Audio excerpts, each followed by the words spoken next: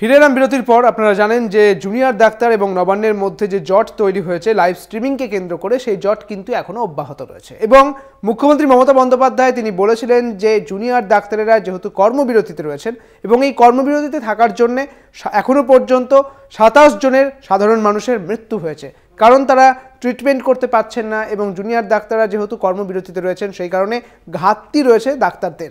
কাজেই এই মন্তব্যের পরে সাংসদ কল্যাণ বন্দ্যোপাধ্যায় এমন মন্তব্য করেছেন, ডাক্তারদের হেফাজতে নিয়ে বিনা চিকিৎসায় মৃত্যুর ঘটনার তদন্ত হওয়া উচিত, দরকার হলে তিলোত্তমা এবং বিনা চিকিৎসায় প্রাণ হারাচ্ছেন সকলের মৃত্যুর বিচার চাইছি আমি। প্রতিবাদ মিছিল থেকে এমনই বলেছেন তিনি। কোন প্রতিবাদে? কোন্নগরে যুবক মৃত্যুর ঘটনার যে খবর উঠে এসেছিল, আমরা দেখিয়েছিলাম আপনাদের, সেই ছবি আপনাদের দেখিয়েছিলাম, এবং কোন্নগরে যুবক মৃত্যুর ঘটনার প্রতিবাদে মিছিল হয়, সেই প্রতিবাদে সামিল হয়ে কল্যাণ বন্দ্যোপাধ্যায় এমনটা বলেছিলেন।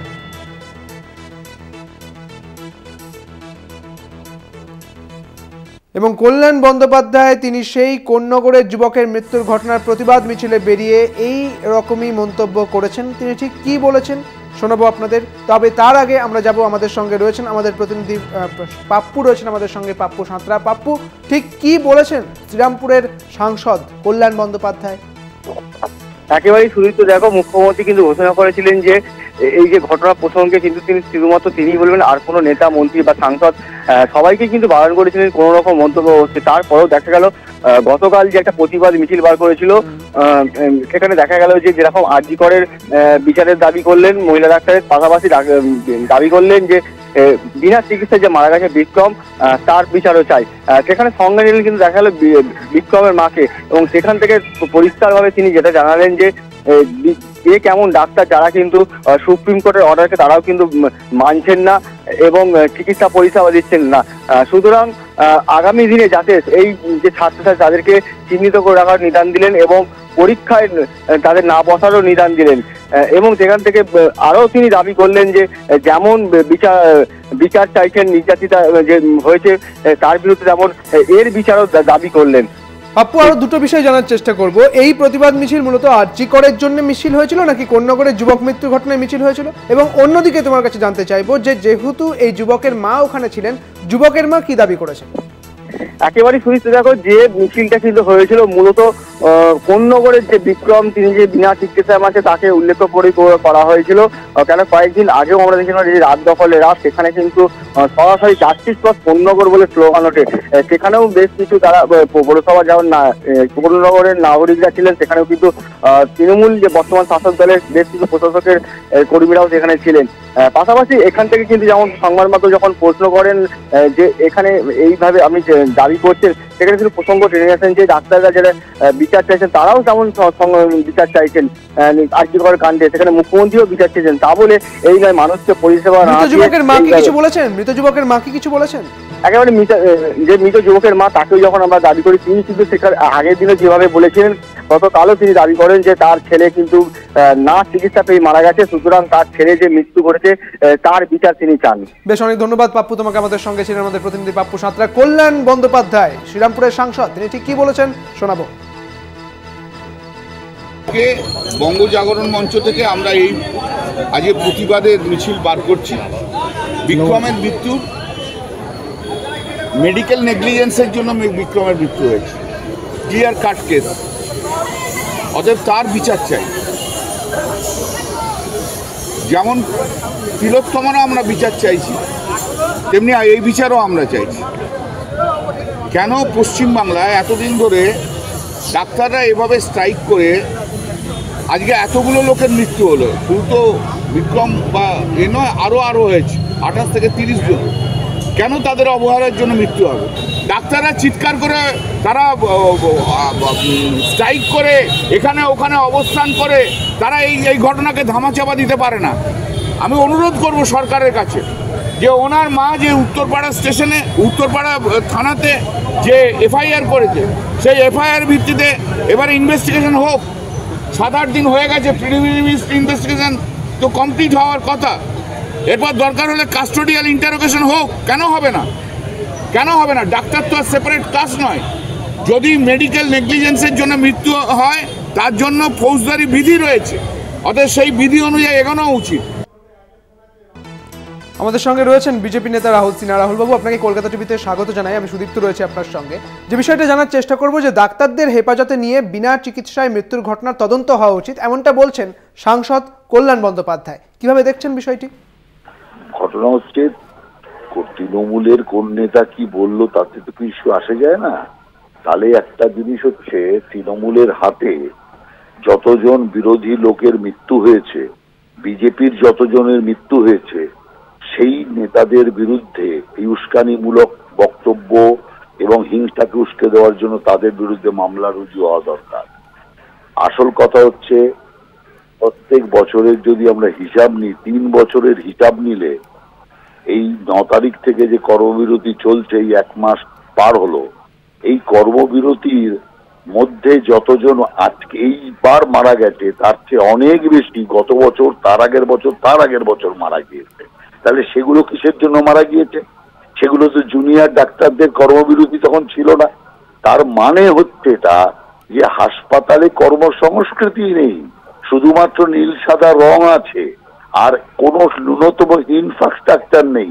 সেই কারণের জন্যই রোগী যতটা চিকিৎসা পাওয়া দরকার, যতটা সুরাহা হওয়া দরকার, ততটা সুরাহা পাচ্ছে না।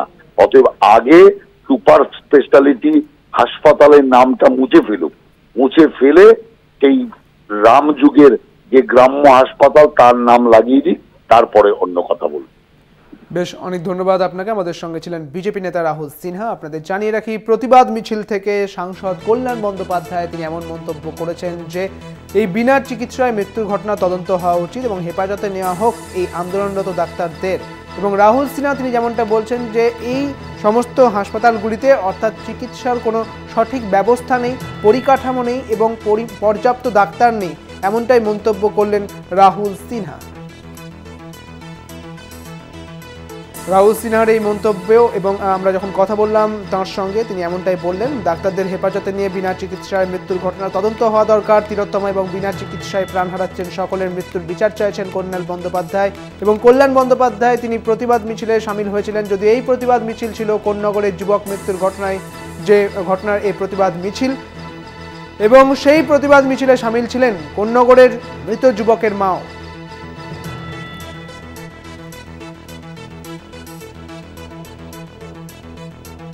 এই মুহূর্তে আমরা যোগাযোগ করতে পেরেছি, আমাদের সঙ্গে রয়েছেন কংগ্রেস মুখপাত্র সৌম্য আইচ রায়। আপনাকে কলকাতা টিভিতে স্বাগত জানাই। আমি সুদীপ্ত রয়েছে আপনার সঙ্গে। যে বিষয়টা জানার চেষ্টা করব, যে কল্যাণ বন্দ্যোপাধ্যায় তিনি বলছেন যে এই যে মৃত্যু হয়েছে কোন্নগরের যুবক মৃত্যু, এবং সাধারণ মানুষের মৃত্যু হচ্ছে 27 জনের এখনো পর্যন্ত মৃত্যু হয়েছে বলে রাজ্য বলছে। কল্যাণ বন্দ্যোপাধ্যায় বলছেন এই ডাক্তারদের হেফাজতে নিয়ে জিজ্ঞাসাবাদ করা দরকার, হেফাজতে নেওয়া দরকার। কিভাবে দেখছেন বিষয়টি? দেখুন, কল্যাণবাবু জিনিসটাকে মোড় ঘুরিয়ে দেওয়ার চেষ্টা করছেন, যেরকম তৃণমূলের স্ট্র্যাটেজি আর কি। মাননীয় মুখ্যমন্ত্রীও তাই করতে চাইছেন। জনগণের সাথে, মানুষের সাথে ডাক্তারবাবুদের ন্যায্য আন্দোলনকে সংঘাত বাড়িয়ে দিতে চাইছেন, ছোট দেখাতে চাইছেন, ডাক্তারদেরকে মানুষের চোখে ভিলেন বানাতে আন্দোলন করছে, তিলোত্তমার বিচারকে খাটো করতে চাইছেন। আসলে তাদের রাজ্যের সরকারের পুলিশ যে এত বড় একটা ধামাচাপা চললো, সেই অপরাধকে খাটো করতে গেলে আরেকটা জিনিসকে তত্ত্ব খাড়া করতে হবে। তাই এখন তথ্য খাড়া করছেন। ওনার জানা উচিত, উনি একজন মাননীয় সাংসদ, যে যত জুনিয়র ডাক্তার আছে কতজন চিকিৎসা করেন এবং কতগুলো হাসপাতাল থেকে তারা রিপ্রেজেন্ট করেন। পশ্চিমবঙ্গে কত হাসপাতাল আছে, কোথায় চিকিৎসাগুলো হয়। তার মানে কি উনি মেনে নিলেন যে জুনিয়র ডাক্তাররাই একমাত্র পশ্চিমবঙ্গে চিকিৎসা করে, পশ্চিমবঙ্গের স্বাস্থ্যের বেহাল অবস্থা? আসলে শাক দিয়ে মাছ ঢাকার আপ্রাণ চেষ্টা, এই জুনিয়র ডাক্তারদের অপমান করা, জুনিয়র ডাক্তার আন্দোলনরত মানুষকে অপমান করা, একটা গণতান্ত্রিক আন্দোলনকে ছোট দেখানোর চেষ্টা, মানুষের সঙ্গে সংঘাত বাড়িয়ে দেওয়ার চেষ্টা করছেন এই কল্যাণবাবুরা। আসলে এটা পরিকল্পিত প্ল্যান তৃণমূলের, যে এই আন্দোলনকে এখন ধামাচাপা দাও, ম্যানেজ করো, ঢাকা দিয়ে দাও, তার জন্য যা করতে হয় করবেন, সেটাই হচ্ছে আসল উদ্দেশ্য। বেশ, অনেক ধন্যবাদ আপনাকে। আমাদের সঙ্গে ছিলেন কংগ্রেসের মুখপাত্র সৌম্য আইচ রায়। কোন্নগরের যুবক মৃত্যুর ঘটনার প্রতিবাদে যে মিছিল হয়েছিল, সেই মিছিলে সামিল হয়েছিলেন সাংসদ কল্যাণ বন্দ্যোপাধ্যায়। তিনি সেখানে দাঁড়িয়ে বলেন যে এই যে সাধারণ মানুষের মৃত্যু হচ্ছে এবং কোন্নগরের যুবকের মৃত্যু হয়েছে, তার জন্যে এই তিলোত্তমার যে বিচার চাওয়া হচ্ছে, পাশাপাশি সাধারণ মানুষের বিচার চেয়ে তিনি বলেছেন যে আন্দোলনরত যে ডাক্তারেরা রয়েছেন তাদের হেফাজতে নেওয়া হোক, তাদের জিজ্ঞাসাবাদ করা হোক, এবং তারাও দোষী এই সমস্ত ঘটনার জন্য, এমনটাই তিনি বলেছেন। যদিও আমরা যখন যোগাযোগ করলাম কংগ্রেস মুখপাত্র সৌম্য আইচ রায়ের সঙ্গে, তিনি বলছেন যে এই আন্দোলনকে ধামাচাপা দেওয়ার চেষ্টা করছে শাসক দল, এই আন্দোলনকে ধামাচাপা দেওয়ার চেষ্টা করা হচ্ছে, মোড় ঘোরানোর চেষ্টা করা হচ্ছে, তাই শাসক দলের প্রতিনিধিরা এমন কথা বলছেন। প্রতিবাদ মিছিল থেকে সাংসদ কল্যাণ বন্দ্যোপাধ্যায় তিনি বলেছেন যে এই আন্দোলনরত ডাক্তারদের হেফাজতে নেওয়া হোক এবং কালকে যখন অর্থাৎ গতকাল যখন এই নবান্ন এবং জুনিয়র চিকিৎসকদের মধ্যে যে বৈঠক হওয়ার কথা ছিল, যদিও লাইভ স্ট্রিমিং না হওয়ার কারণে তারা সেই বৈঠকে যাননি, তারপরে দীর্ঘক্ষণ অপেক্ষা করার পর মুখ্যমন্ত্রী মমতা বন্দ্যোপাধ্যায় সাংবাদিকদের মুখোমুখি হয়েছিলেন এবং তিনি যখন এই সাংবাদিক বৈঠকটি শেষ করছেন ঠিক তার আগেই তিনি বললেন যে একসঙ্গে সাধারণ মানুষের যে মৃত্যু হচ্ছে, এরপর যখন তিলোত্তমার ওই মহিলা চিকিৎসকের বিচার চাওয়া হচ্ছে, যখন সাধারণ মানুষেরা বিচার চাইবেন, তখন কিন্তু আমার কিছু করার থাকবে না। ডাক্তারদের হেফাজতে নিয়ে বিনা চিকিৎসায় মৃত্যুর ঘটনায় তদন্ত হওয়া দরকার। তিলোত্তমা এবং বিনা চিকিৎসায় প্রাণ হারাচ্ছেন সকলের মৃত্যুর বিচার চাই প্রতিবাদ মিছিল থেকে, এমনটাই বলেছেন শ্রীরামপুরের সাংসদ কল্যাণ বন্দ্যোপাধ্যায়।